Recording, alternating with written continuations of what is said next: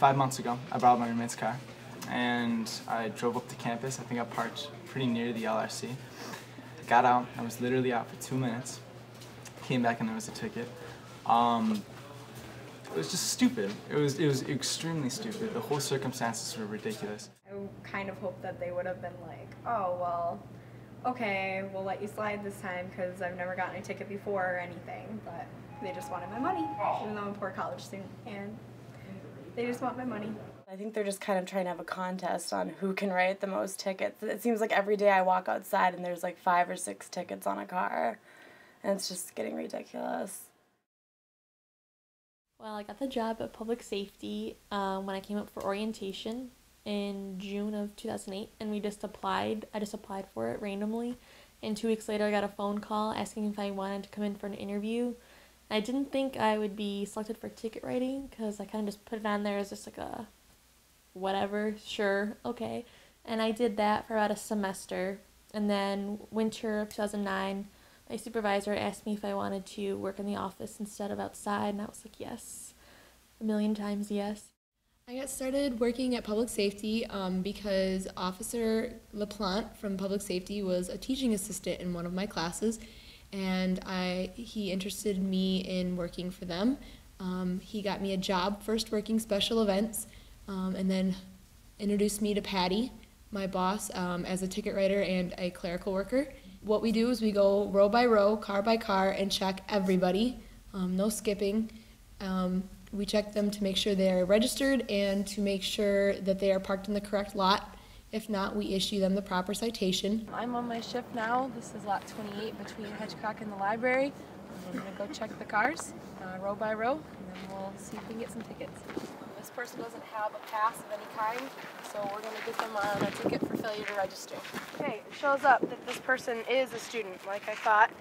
They took their pass down, so they get a ticket for what's called unauthorized parking, because only faculty members are allowed to park here and only visitors are allowed to park on the meters. Once you're given your parking pass, in the beginning of the school year, you get a map, and on that map it has all the rules, it has colored lots. Read it. Like, it is so useful, just read it. We get a lot of crap for all 3 jobs, but the most crap we usually get is ticket writing. Them ticket writers are malicious. $25 for parking in a spot for like less than 10 minutes. It's stupid. I think that there should be a limit on how many tickets somebody gets, because I've heard of some pretty crazy cases. One semester I got 27 parking tickets. We'll get people that flick us off or swear at us or recognize us from ticket writing and will give us a hard time or ignore us in everyday life and student life. At restaurants, it's amazing how your face gets associated with public safety and given a negative image even though there is really nothing to warrant it. Alright, so this is public safety office. Over here is the parking bureau, and over there is public safety dispatch.